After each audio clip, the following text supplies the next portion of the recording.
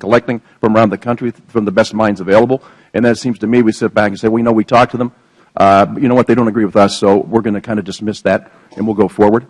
And that's the thing I think that's more disturbing than anything else. I, for one, as just a regular American citizen, I'm trying to figure out, and I think I know the answer.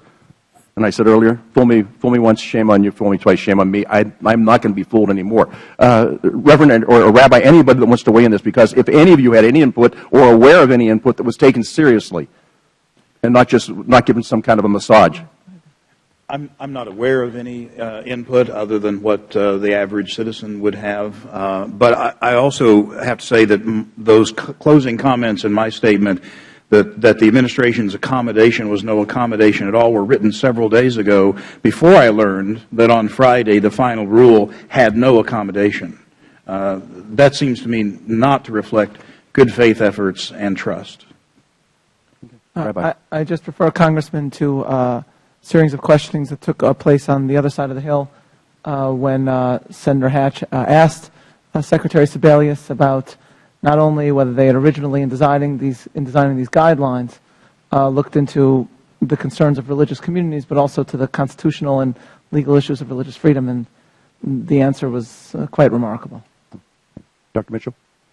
I'm not aware of anybody asking about this, but you know, when you consider that the President taught constitutional law at the University of Chicago, you kind of think that this would have been the first thing you would have considered. Yeah, well, I like you. I'm tired of being gamed. I want to thank you all for being here. I want to thank you for speaking. And also my bishop, Bishop Zubik in Pittsburgh and Bishop Troutman in Erie have been very clear about how they feel about this to everybody that they can talk to. I appreciate you coming forward. I appreciate your bravery. And we continue to battle for the same things, and that is the defense of our First Amendment. Thank you so much, and I yield back, Mr. Chairman. I thank the gentleman. The gentleman's time has expired. We now go to the gentleman from Missouri for 5 minutes. Mr. Thank you, Mr. Chairman. And this is obviously an issue that provokes strong reactions on all sides. And that, unfortunately, can lead to overstatement, exaggeration, or even, to say, disingenuousness. It's sad to see the discourse reach such a low point, especially considering the respected and esteemed institutions that are participating in this discussion. And I want us to be able to work together on this and other similarly critical issues that we face. I want us to try to agree on goals and then try to work together to achieve those goals. And I think that's what our constituents hired us to do. In fact, I know that's what my constituents from St. Louis hired me to do. But the rhetoric and verbal bomb throwing on all sides keeps us from even talking about those goals, much less how to achieve them. And so I'm disappointed. I'm disappointed in some who suggest that the Catholic bishop's stance represents something sinister, that it is an attempt to deny all women of any faith access to any contraception or reproductive health care of any kind, no matter where they work. And I don't think that's the case. I certainly hope that's not the case, and it's unhelpful to advance that argument if we want to work together. I'm disappointed in those who claim that the administration has an agenda to increase abortions, sterilizations, and contraceptive use by Catholics. And the facts don't back that up, and not in the slightest. And it's not only unhelpful, it undermines what I believe to be a legitimate argument the church can make about religious freedom. But most of all, I'm disappointed in this committee. Once again, rather than have a reasoned, equitable, and transparent examination of an important issue, we have a politicized and unbalanced hearing. Once again, we see an unfair attempt to score political points against the President and this administration. And you know, I did not support the initial narrow exemption that was announced on January 20th. As a Catholic, I did not believe it took into account the full extent of Catholic health care and social services, nor of Catholic social teachings. And I'm very pleased that the President expanded the exemption. The new policy provides the widest possible health care coverage for all Americans, and it allows Catholic institutions to continue their faithful work in the service to education, health care, and charity. And, Mr. Chairman, I urge all sides to continue to work towards reaching the goal that I know most Americans share, and at least some in this room do as well. And that goal is to provide the broadest possible access to health care to all Americans, while respecting the genuine freedoms that our nation guarantees to everyone. And I strongly urge all sides to exercise decency and respect for one another, even when we disagree most fervently.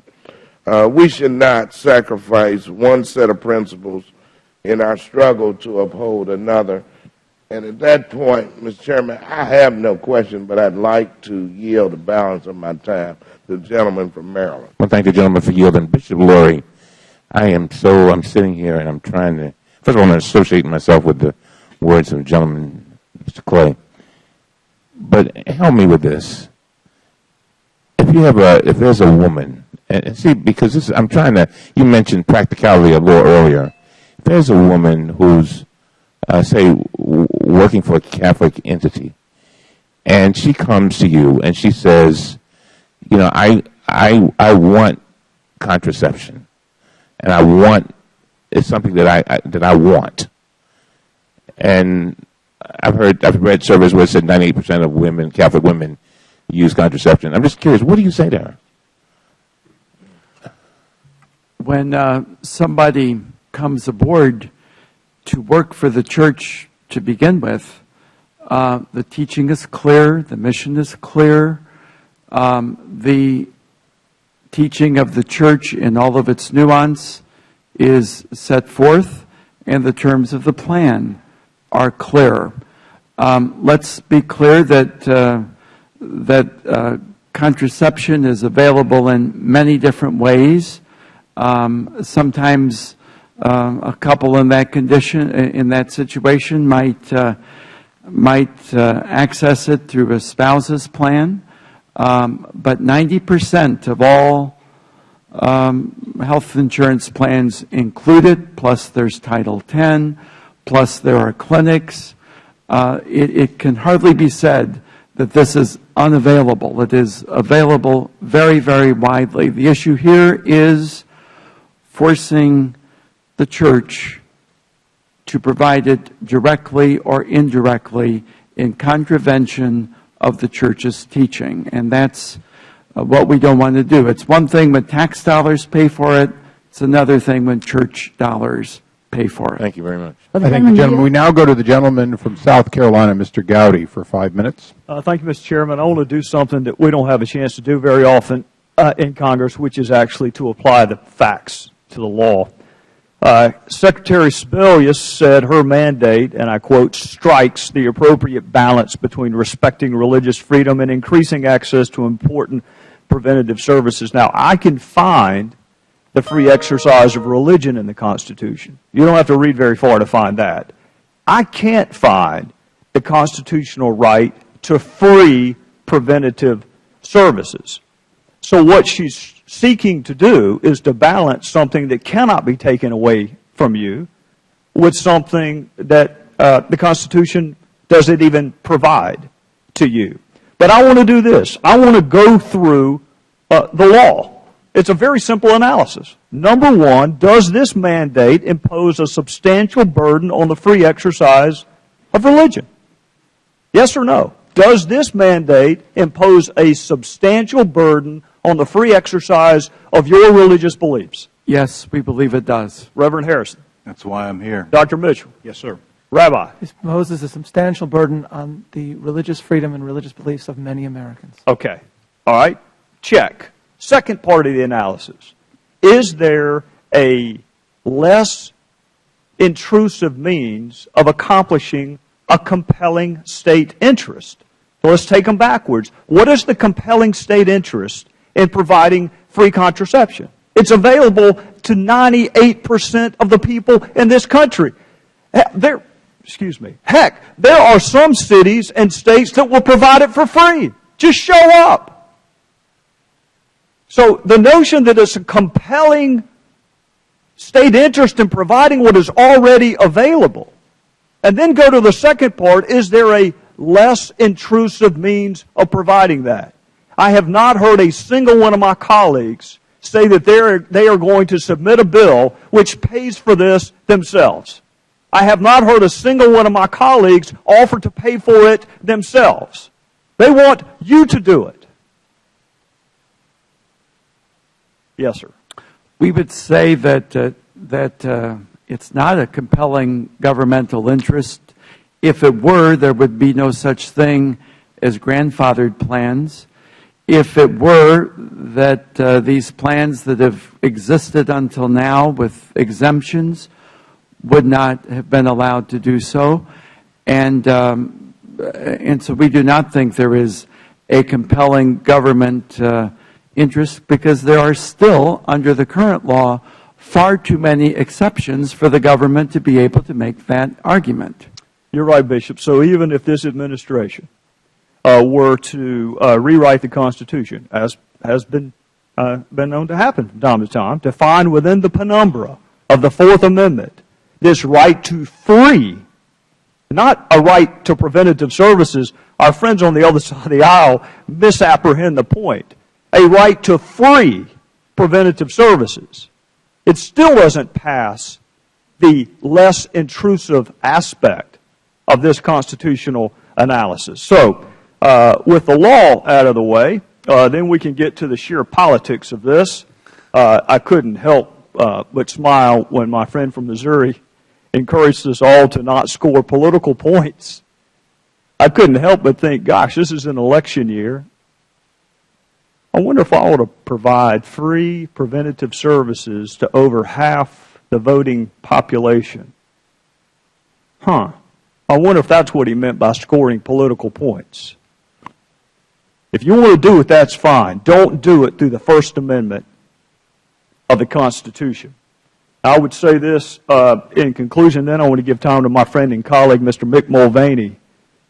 Bishop, would you rather close down your hospitals and your schools than to comply with a governmental edict that violates your faith?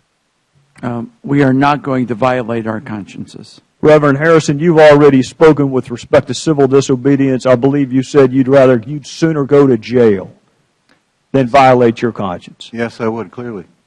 Dr. Mitchell? I'd like to be in his cell. We'll try to work that out. Rabbi? Freedom of conscience and of religion, Congressman, is the first and most sacred of American liberties. Dr. Mitchell? This